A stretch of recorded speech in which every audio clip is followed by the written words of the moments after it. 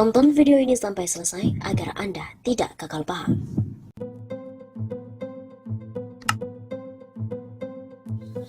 Halo Sobat 651 Safa, kembali lagi bersama dengan kami untuk mengulas informasi terkini di tanah air. Kali ini berita datang dari HRS, akhirnya Mahkamah Agung menghukum HRS 2 tahun. Mahkamah Agung mengurangi hukuman Habib Rizik Syihab dari 4 tahun penjara menjadi 2 tahun penjara saja. Vonis itu terkait dengan penyebaran berita bohong mengenai hasil tes swab dalam kasus Rumah Sakit Umi hingga menimbulkan keonaran. Perbaikan pidana penjara menjadi 2 tahun. Begitu kata juru bicara MA, Andi Samsan Ngandro, kepada redaksi Detikcom pada Senin 15 November kemarin. Duduk sebagai Ketua Majelis Kasasi Suhadi dengan anggota Soeharto dan juga Susilo. Putusan ini diketok majelis pada Senin 15 November siang hari.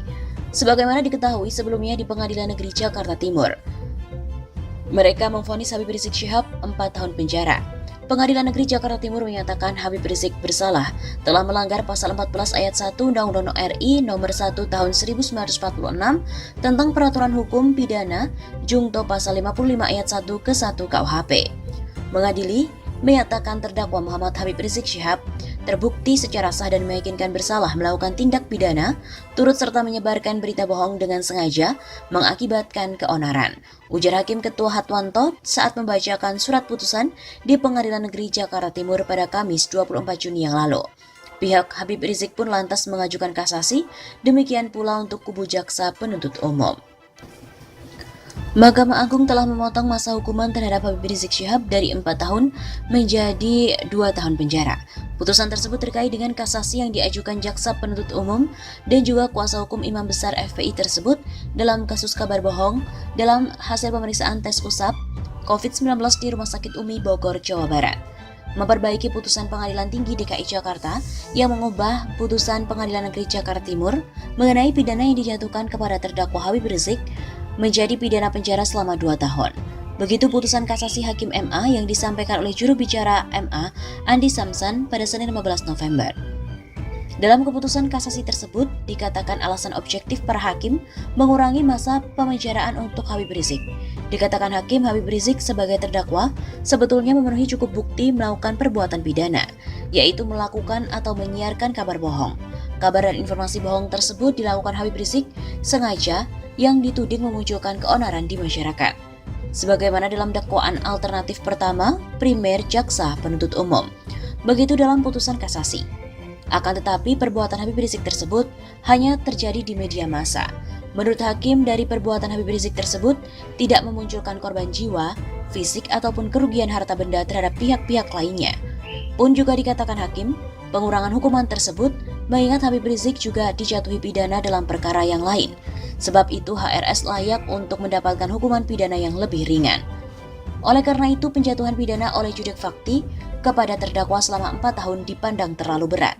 Sehingga pidana yang dijatuhkan kepada terdakwa patut atau beralasan untuk diperbaiki dengan menjatuhkan pidana yang lebih ringan. Begitu dalam putusan Hakim MA. Hasil kasasi MA tersebut tertuang dalam putusan 4471 K /Pit/Sus/2021 dan resmi mengubah putusan PT DKI Jakarta pada tanggal 30 Agustus 2021 atau putusan Pengadilan Negeri Jakarta Timur 24 Juni 2021 yang lalu. Dalam kasus Habib Rizik ini sebetulnya ada 3 perkara yang saling terkait. Kasus pertama terkait kerumunan dan pelanggaran protokol COVID-19 di Petamburan. Atas putusan tersebut, Pengadilan Negeri Jakarta Timur menghukumnya selama 8 bulan penjara. Hukuman tersebut lebih ringan dari tuntutan jaksa penuntut umum yang meminta hakim memenjarakan Habib Rizik selama 2 tahun penjara. Sedangkan dalam kasus kedua, terkait dengan kerumunan di kawasan Megamendung Bogor, Jawa Barat. Terkait kasus kedua itu, Pengadilan Negeri Jakarta Timur menjatuhkan hukuman denda 20 juta rupiah kepada Habib Rizik. Hukuman denda itu juga lebih ringan dari tuntutan jaksa penuntut umum yang meminta hakim memenjara Habib Rizik selama 10 bulan penjara.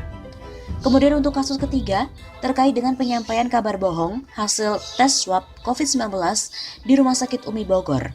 Terkait kasus itu, Pengadilan Negeri Jakarta Timur maupun PT DKI Jakarta menghukum Habib Rizik selama 4 tahun penjara.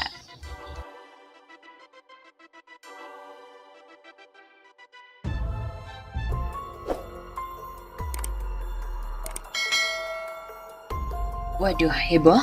Denny Siregar keceplosan ungkap skenario habisi Habib Rizik.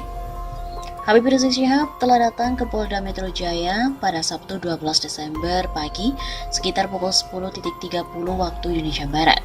Hal ini untuk menjalani pemeriksaan sebagai tersangka kasus kerumunan di Petamburan.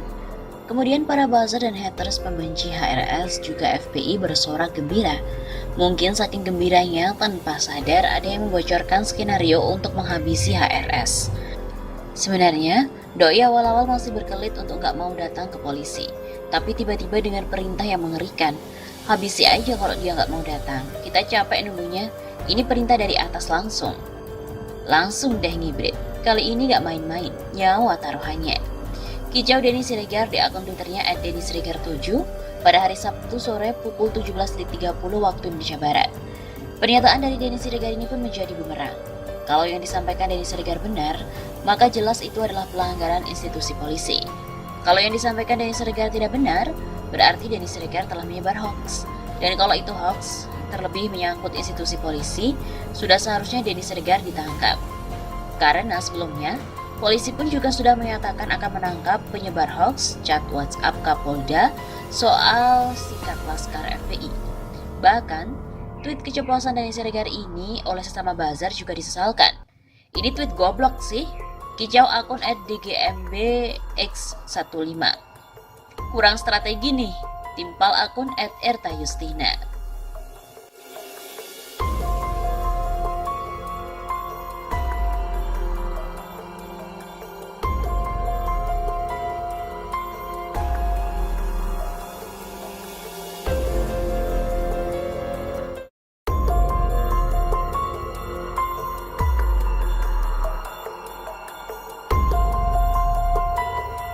Akhirnya Habib Rizik buka suara. Bongkar ada kesepakatan dengan Polda Metro Jaya.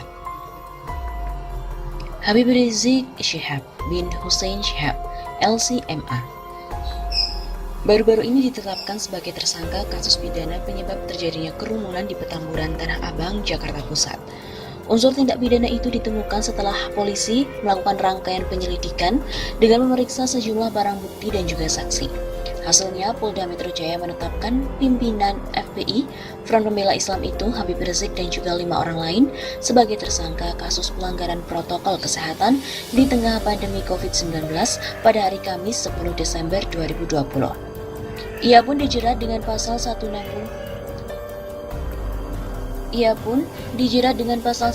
KUHP tentang penghasutan dan pasal 216 KUHP tentang tindakan melawan aparat. Pihak kepolisian juga sudah mengeluarkan surat pencekalan yang dikirim ke kantor imigrasi sehingga Habib Rizik tidak bisa keluar negeri. Sebelumnya Habib Rizik 2 kali tidak memenuhi undangan polisi untuk pemeriksaan, hingga Polda Metro Jaya mengultimatum akan melakukan penjemputan paksa atau penangkapan. Sayangnya saat dimintai surat penangkapan oleh pengacara Habib Rizik, Polda Metro Jaya tidak mengeluarkannya. Lelah dengan pemberitaan yang terus menyudutkannya, Habib Rizik akhirnya buka suara. Ia mengklarifikasi sejumlah hal, salah satunya mengelak selama ini bersembunyi dan lari dari panggilan polisi. Pertama, bahwa saya tidak pernah lari apalagi sembunyi. Ungkap Habib Rizik sebagaimana dikutip dari portal Jember dari unggahan YouTube Front TV pada Sabtu 12 Desember. Habib Rizik menjelaskan bahwa dirinya selama ini sedang melakukan pemulihan di pesantrennya. Karena selama ini, pada proses pemulihan saya lebih banyak duduk di pesantren alam agrokultural Markas Syariat Mega Mendong.